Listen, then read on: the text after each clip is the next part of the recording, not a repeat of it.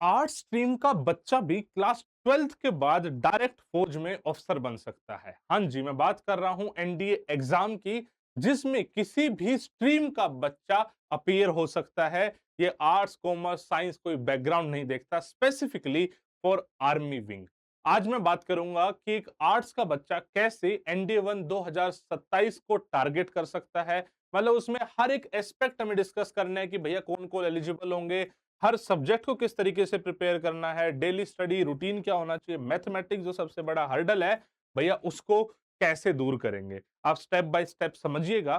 सबसे पहले तो अगर आपको तैयारी करनी है ऑफलाइन या ऑनलाइन किसी भी माध्यम से, तो आप एलडब्ल्यूएस के साथ कर सकते हैं। आज की डेट में हम इंडिया में बेस्ट क्वालिटी कंटेंट डिलीवर करते हैं। अगर आपको कुछ भी डाउट, कोई क्वेरी हो तो दिए हुए नंबरों पे बातचीत कर सकते हैं। ऑनलाइन ऑफलाइन सारे ऑप्शंस अवेलेबल है। खैर, सबसे पहले तो मतलब ये एक मिथ है, आई डोंट नो कहां से आ गया कि आर्ट्स वाला बच्चा एनडीए एग्जाम दे ही नहीं सकता। अरे भैया ऐसा बिल्कुल भी नहीं है।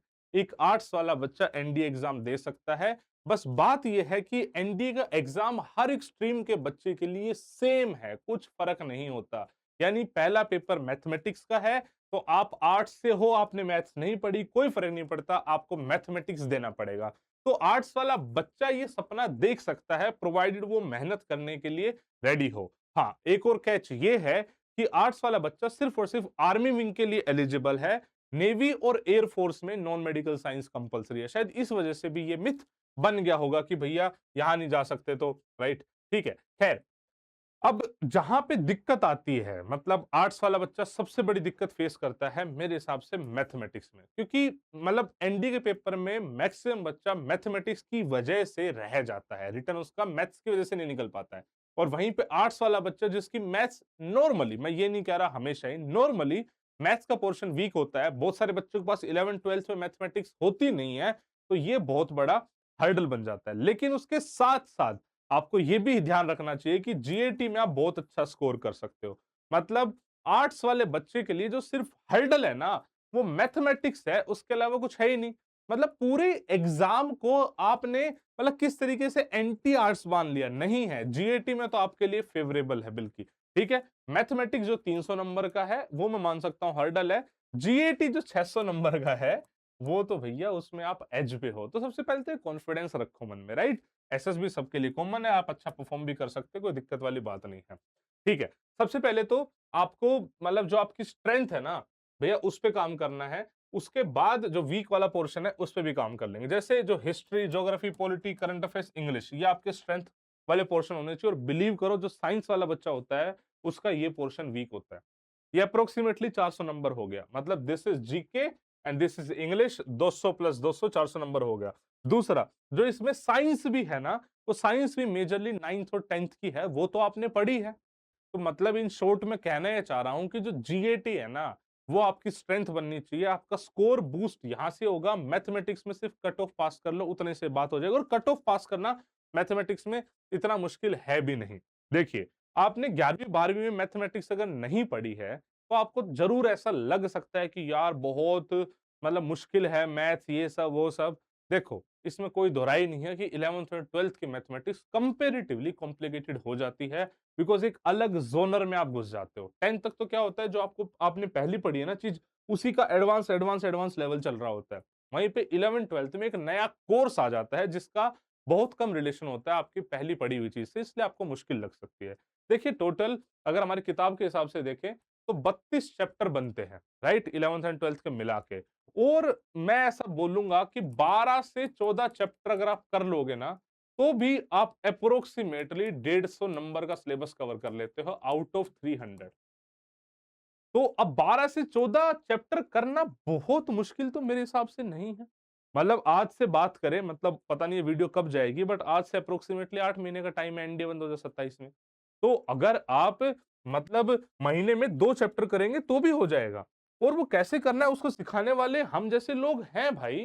भाई जैसे मेरी बात करें एलडब्ल्यूएस पे, तो पूरी जो टीम है वो आपको जो पढ़ाती है वो बेसिक से पढ़ाती है।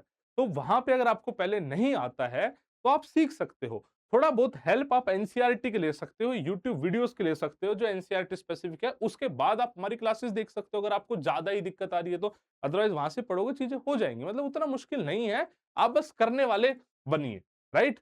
अब मैं कुछ कुछ हाई प्रायोरिटी चैप्टर्स लिख रहा हूं, वैसे तो इसमें मैंने बहुत सारे लिख दिए हैं, फिर भी मैं थोड़ा सा सॉर्ट आउट कर देता हूं। सबसे पहले मैट्रिक्स एंड डिटर्मिनेंट है, इसका कहीं से कोई रिलेशन नहीं है, 12 से 15 क्वेश्चन यूपीएससी यहां से पूछता ही पूछता है। क्लियर हो गया। कॉम्प्लेक्स नंबर बहुत आसान चैप्टर है, क्वाड्रेटिक इक्वेशन आपने पहले पढ़ा हुआ है 10th में, इन दोनों से मिला के 8 से 10 क्वेश्चन का सिलेबस बन जाता है। Permutation combination, probability and stats, ये तीनों चैप्टर मिलके अप्रोक्सीमेटली 20 से 25 क्वेश्चन का सिलेबस बना देते हैं। देख कितना होता जा रहा है। ट्रिग्नोमेट्री में रेशो एंड आइडेंटिटी अकेला 8 से 10 चैप्टर देता है, ठीक है। स्ट्रेट लाइन जो आसान टॉपिक है 4 से 5 क्वेश्चन देता है। फंक्शन, लिमिट्स और एओडी ये मिला के अप्रोक्सीमेटली 10 से 15 क्वेश्चन का देता है।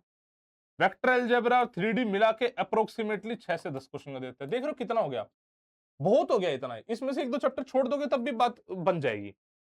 तो what I am trying to say is कि जो इतना बड़ा सिलेबस है उसमें से आप अपना पोर्शन सेलेक्ट कर लीजिए, उस पे जी जान लगा लीजिए। मतलब देखो मैं बिल्कुल वर्स्ट से वर्स्ट सिनेरियो बोल रहा हूं, मैं कह रहा हूं कि आपको बिल्कुल भी समझ में नहीं आ रहा जो हम पढ़ा रहे हैं क्लास में, तो भैया आप एक चैप्टर उठाते हो मैट्रिक्स एंड डिटरमिनेंट, सबसे पहले इसका सीबीएसई क्लास देख लेते हो कहीं भी यूट्यूब से। मैं कह रहा हूं कितने दिन लग जाएंगे, 2 दिन, 3 दिन। अरे उसके बाद 2-3 दिन अगर हमें दे दोगे तो काम आपका हो जाएगा।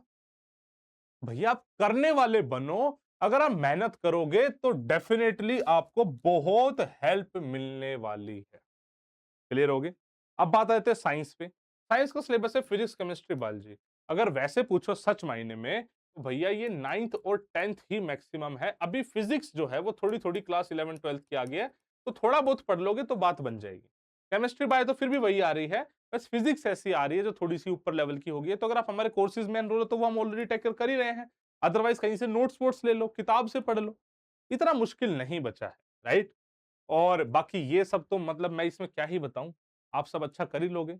ज्योग्राफी मेरे हिसाब से सबसे फर्स्ट प्रायोरिटी होनी चाहिए आपकी ज्योग्राफी, बिकॉज अप्रोक्सीमेटली 22 से 25 क्वेश्चन ज्योग्राफी आपको देने वाले हैं, ठीक है। उसके अलावा करंट अफेयर्स 6 से 10 क्वेश्चन हो जाएंगे। न्यूज़पेपर पढ़ना स्टार्ट कर दो, आधी चीजें वैसे सोल्व हो जाएंगी। क्लियर है। मेरा ऐसा कहना है जितना मैक्सिमम पढ़ सकते हो उतना मैक्सिमम पढ़ो, फिर भी मिनिमम 4 से 6 घंटे पढ़ो, और उसमें आप आधा टाइम सीधा सीधा मैथमेटिक्स को दे दो, बिकॉज आपका ये वीक पोर्शन है, आपको यहाँ पे देना पड़ेगा। जो भी आप काम कर रहे हो उसको एनालाइज जरूर करो, मॉक टेस्ट करो, पीवाईक्यूज करो, काम हो जाएगा। एसएसबी की बात करें, वैसे हमारे बैचेस में तो एसएसबी हम क्या करते हैं ना, ऐड ऑन करके चलते हैं, आपको एसएसबी फाउंडेशन सिखाते चलते हैं, ऑफलाइन हो चाहे ऑनलाइन हो किसी में भी। फिर भी आप अगर अपने लेवल पे कर रहे हैं तो इंग्लिश कम्युनिकेशन स्टार्ट कर दीजिए।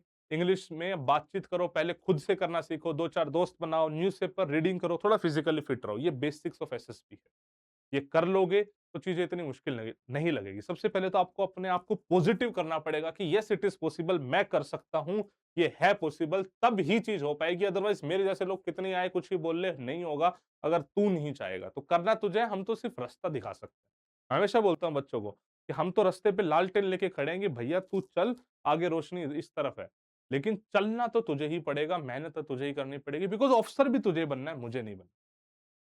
आई होप सारे पॉइंट्स क्लियर है। फिर भी कोई डाउट हो, कोई परेशानी हो, कमेंट्स में लिख सकता है। ये जो नंबर आ रहा है टीम से बातचीत कर सकता है। बाकी I wish you all the best बच्चे। जय हिंद, जय भारत।